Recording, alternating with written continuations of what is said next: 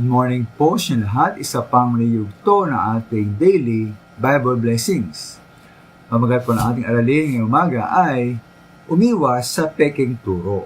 Umiwas sa peking turo. Ukol po sa pagkain,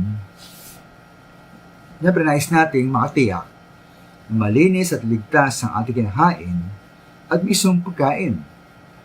Kumari po'y sariwa at hindi bilasa o nangamoy na ang ating lutuin. At malinis din po ang gamit panluto. Malinis po dapat ang ating plato, mga plato at kubyertos. At bago tayo kumain, tayo po naghuhugas ng kamay, di po ba? Ngayon po, kung tayo po maingat o sa ating katawan, higit dapat tayong maging maingat ukol po sa ating isip at kaluluwa. Kaya mahalaga po ang pag-iwas at proteksyon laban sa mga maling turo at doktrina. Ay nga po sa unang Juan 1:9-11, ang hindi sumusunod sa katuruan ni Kristo, kundi nagdaragdag pa dito, ay hindi nagpapasakop sa Diyos. Ang sinumang nananatili sa katuruan ni Kristo ay nagpapasakop sa Ama at sa Anak. Huwag ninyong tanggapin sa inyong bahay, nibatiin ang sinumang dumating sa inyo na may dalang katuroang labang kay Kristo.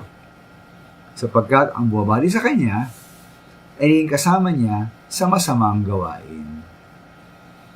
Kaya po rin dapat tanggihan ang anumang turo na laban sa ating Panginoon Hesus. Halimbawa, tunang paniniwalang siya ay tao lamang, hindi Diyos. Kaya maling paniniwala dapat nating ialin ng paulit-ulit ang kanyang katawan at dugo tuwing linggo para mabayaran ang ating mga kasalanan. O yung maling turo dapat nating dagdagan pa ng mabuting gawa ang kamatayan ng Panginoon Hesus at maling pagkabuhay para lang tayo ay maligtas. Dapat tanggihan mga minamahal ang naman turo na labag sa katotohanan o sa ating Panginoon.